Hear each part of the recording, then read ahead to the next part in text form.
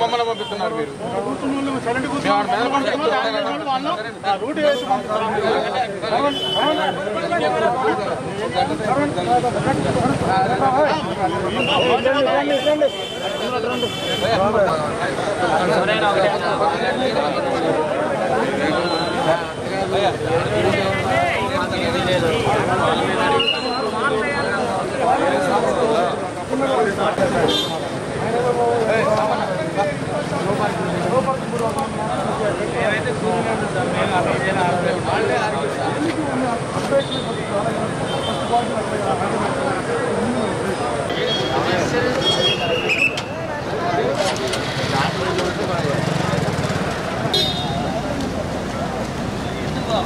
వాళ్ళు అక్కడ అందరూ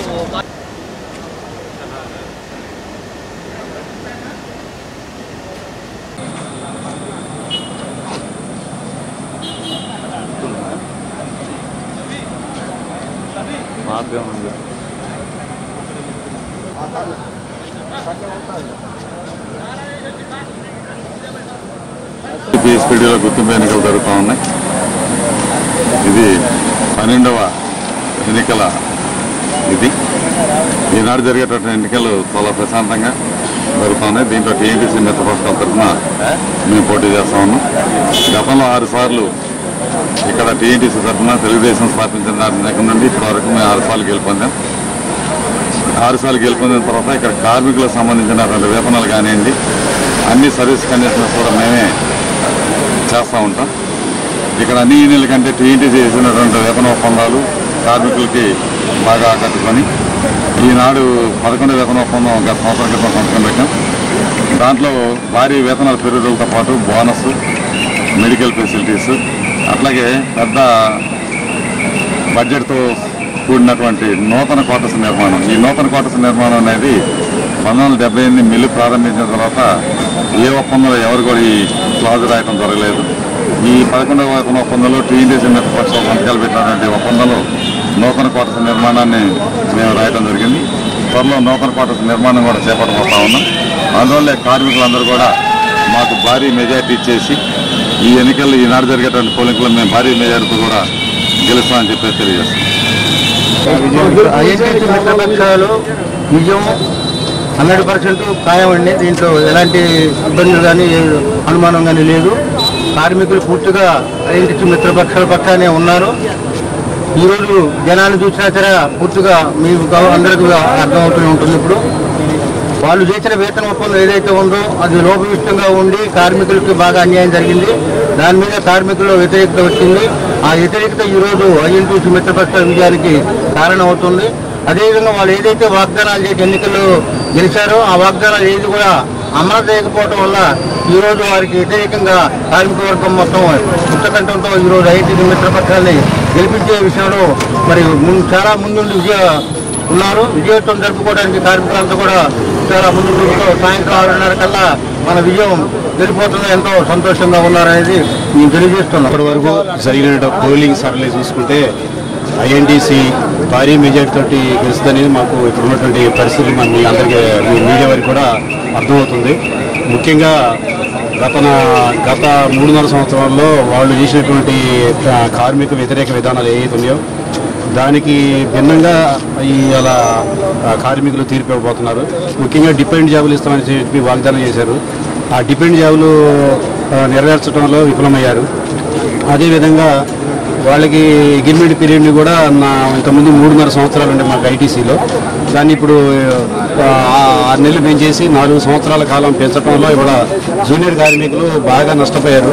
వాళ్ళకి రాబోయే 25-30 సంవత్సరాల్లో ఒక అగ్రిమెంట్ 2 అగ్రిమెంట్ పోవడంలో వాళ్ళకి లక్షల మీనే లాస్ అవుతున్నాయి.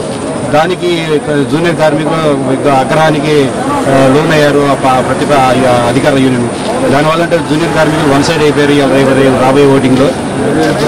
అలాగే బదిలీ కార్మికులు కూడా వాళ్ళు మొత్తం ఉన్న బదిలీ కార్మికులందరినీ మన వేతన ఒప్పందం ముందు గత ఎన్నికల ముందు మొత్తం ఒకేసారి పర్మనెంట్ చేస్తామని చెప్పేసి వాళ్ళకి హామీ ఇవ్వడం జరిగింది.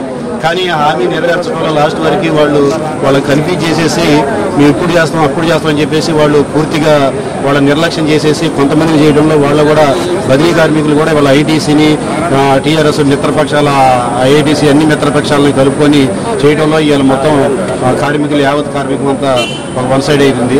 తర్వాత మా ఎంప్లాయీస్ కూడా ఒకరిద్దరు సస్పెండ్ అయితే కూడా వాళ్ళని టర్మినేషన్ అవుతున్నా కూడా ఇంతవరకు పట్టించుకోలేదు. ఎంప్లాయీస్ వాళ్ళ కాలంలో ఇంతవరకు ఎప్పుడు ఇది ఐటీసీ చరిత్రలో టర్మినేషన్ అనేది ఎప్పుడు జరగలేదు సర్వీస్లో ఉండగా. కానీ వాళ్ళ అశ్రద్ధ వల్ల ఇవాళ 2-3 కార్మికులు వాళ్ళకి బయటికి వెళ్ళిపోవాల్సిన పరిస్థితి ఏర్పడింది. ఇప్పుడు ఈ 4 సంవత్సరాల కాలంలో వాళ్ళు మేజర్ మిస్టేక్ చేసింది ఏంటంటే కాంట్రాక్ట్ కార్మికులే దాదాపు ఈ కంపెనీ వాళ్ళ జీతాలు పెంచకపోగా ఇక్కడ ఎంప్లాయ్మెంట్ పెంచకపోగా దాదాపు ఒక 600-700 మంది కాంట్రాక్ట్ కార్మికులు నిర్దాక్ష్యంగా బయటికి వెళ్ళగొట్టడం జరిగింది. వాళ్ళ కాంట్రాక్ట్ కార్మికులందరూ ఒక 500-600 మంది రోడ్డు మీద పడ్డారు. వాళ్ళ కుటుంబాలని చాలా ఇబ్బందికరమైన పరిస్థితి ఉంది. ఉన్న వాళ్ళకు కూడా డ్యూటీలు ఇవ్వట్లేదు. వాళ్ళకి 26 డ్యూటీలు ఇవ్వట్లేదు. వాళ్ళకి 18 డ్యూటీలు, 10 డ్యూటీలు, 7 డ్యూటీలు, 8 డ్యూటీలు ఇవ్వడంలో వాళ్ళ ఇష్టారాజ్యంగా చేస్తున్నా కూడా రికైన్ యూనియన్ను స్పందించకపోవడంలో కూడా ఇలా మేనేజ్మెంట్ వన్ సైడ్కి వెళ్ళిపోయి కార్మికులకు తీవ్ర నష్టం జరుగుతూ ఉంది. ఇలాగా అన్ని విషయాల్లో కూడా రికైన్ యూనియన్ ఏదైతే ఉందో వాళ్ళు సరైనటువంటి స్పందించక మేనేజ్మెంట్ మీద పోరాటం చేయక మేనేజ్మెంట్ మీద గట్టి నిలబడక దాని మీద వాళ్ళు కార్మికులకు తీవ్ర నష్టం జరిగింది.